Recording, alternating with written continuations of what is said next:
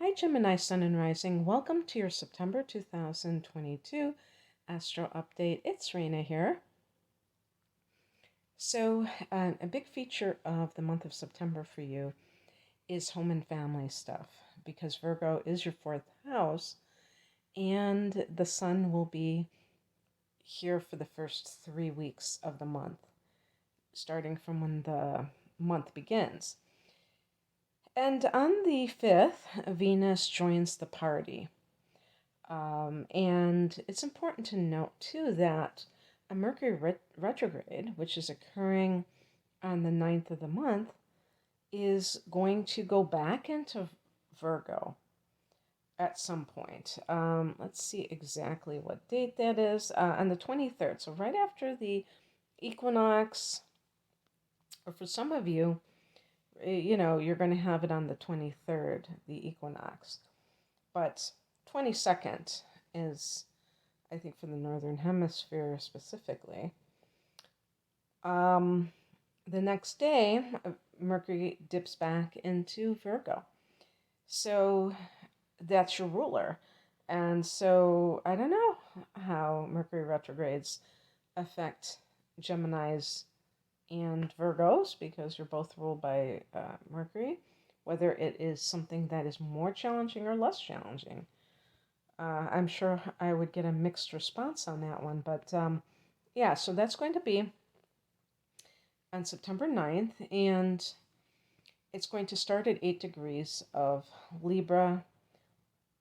So for you, that is a fellow air sign, and that's the fifth house. So very, very nice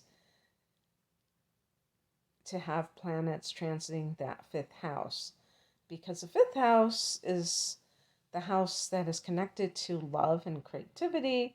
And for Gemini people, creativity can very easily involve writing, and having Mercury going into that house certainly could be, or transiting that house for a while, could make you more inspired to write something. But then when it goes retrograde, it's time to edit. It's time to rethink things. And the fourth, and the whenever there is a retrograde that involves a planet going back into another sign and another house, I always look at the two houses that are involved and think if there's some kind of connection between those two houses. And what I've come up with, of course, there's always the possibility, because the fourth house can be your past, and Mercury retrograde can bring people from your past. The fifth house can be like old loves. Typically, we would say that these are flings, not necessarily like exes in terms of serious relationships. That's more of the seventh house, but the fifth house can be love itself.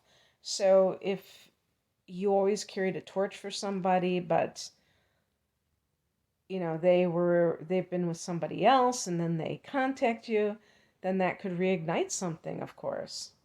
And even though you tried to convince yourself that you were over them, maybe you realize that you're not over them.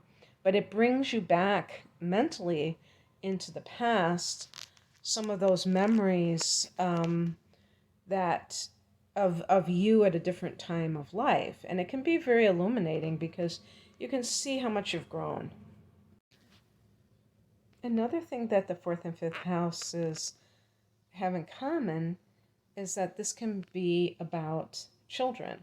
The fourth house is the house of the mother and the family itself, the home environment, and of course your past. So sometimes the decision to have children, the reason it is kind of like something that people think long and hard about is if they've had like a difficult childhood.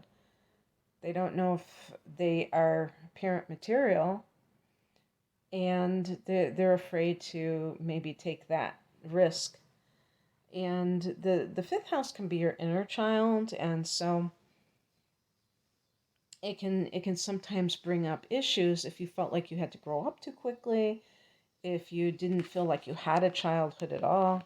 But sometimes I think a lot of times it can be not so much that you never had a childhood, but it ended very abruptly. Yeah, so those kinds of things can make people feel like they're not sure if they should do something.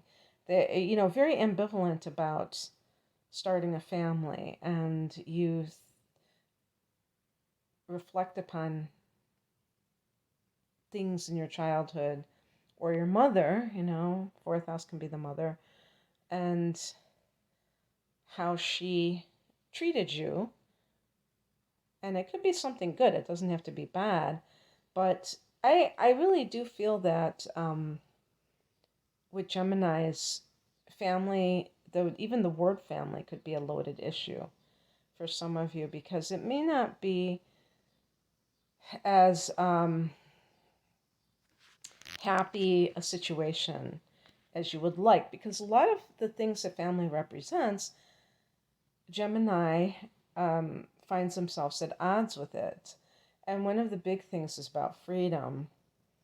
Gemini people do not like to be contained. And when, if you have a parent or a sibling who's very, demanding, they expect you to be involved with their life to the nth degree, and you just may have a lot of interests, a lot of friends, activities, and if you don't have, especially if you don't have much in common with a family member, you may wish them well, but you don't want to necessarily spend a lot of time with them, and they could get quite offended, and you have to kind of, be able to accept that. But it's not, sometimes it's very irritating to have to deal with those kinds of challenges. So this month may bring up the past for you, and you have to be able to roll with the changes or the punches, hopefully not literal punches. Um, on the 10th, I have here 9th and 10th. That might be a mistake. I know where I live, this full moon is on the 10th. There's going to be a full moon at 17 degrees of Pisces. Yeah, I think it's because of September 10th. They put 9/10, so it's on the 10th. 17 degrees of Pisces, and this is another mutable sign, so it's coming from behind you, so it's the 10th house of career. So this can actually be very good for something resolving itself career-wise, but also blossoming. I do believe this is the harvest moon. I'm not sure. But, getting that harvest, getting that raise or promotion, finishing a project, getting recognized for your talent, being in greater prominence in your field or your audience, whatever that means to you. And Neptune is also in this house, has been for 10 years. Of course, that's a general statement, starting at 0 degrees of Neptune, of Pisces. But depending on what your 10th house looks like, it might be different. And but Neptune in the 10th house can sometimes give people confusion as to what to go into career-wise. And if you're on the younger side, if you're like under the age of 30, or even especially if you're under the age of 25, this can be particularly frustrating because sometimes I think with younger people there's this pressure to, know exactly what you want to do, be able to declare a major, be able to, choose a path that is really aligned with you, and you may still be discovering who you are. So, especially a sign like Gemini, because like Pisces and like Sag and like Virgo, mutable signs are very changeable and flexible. And when you're flexible, you're open to influences. You're not just kind of rigidly staying in a particular zone and just no matter what comes your way, that you're just going to follow that path. And that has like a plus side to it where, you might be more open-minded, experimental, but it can sometimes lead the mutable signs to be scattered, to be too open, too willing to change course, and then they never get anywhere because they're always twisting and turning, or twisting in the wind, you could say. So it's possible that this full moon will be a spiritual download that gives you some insight into what you want to do career-wise. I would say with Neptune that it would specifically be something creative or spiritual. Maybe both.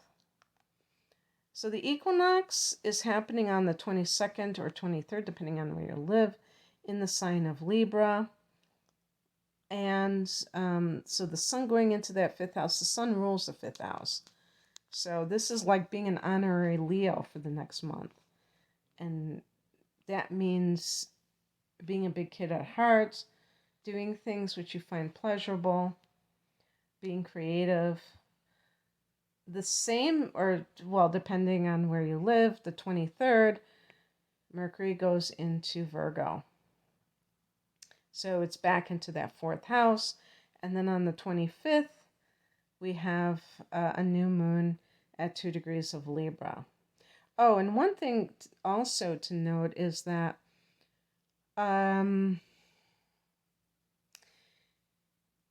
there might be, I don't even know. It's funny. Some people say the fourth house can be the father. But the 10th house to me is the father. It's more of the, being out in the world versus the domestic side of life. And with Neptune there, if there has been some kind of confusion as to the nature of your father, I feel like the fourth house, this Mercury retrograde, it could give you information if you've been searching for your father, even your mother, if maybe you're adopted even. There could be something along those lines.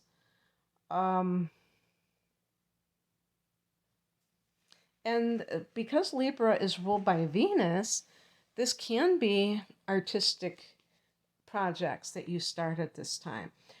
Because Mercury is retrograde, you might actually be redoing or editing or adding new content to a book that you've written or something along those lines. Or if you have a blog that you kind of abandoned, you might take it up again.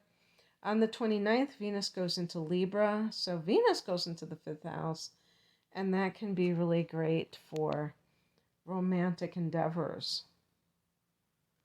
Okay, that's what I have for you, Gemini. I hope that this resonated. If you would like a private reading, you can click on the link below for my specials, my double readings in particular. I'm at rainamoonastrology.com, and the link for my ordering page is below this video. Thanks for listening. Bye.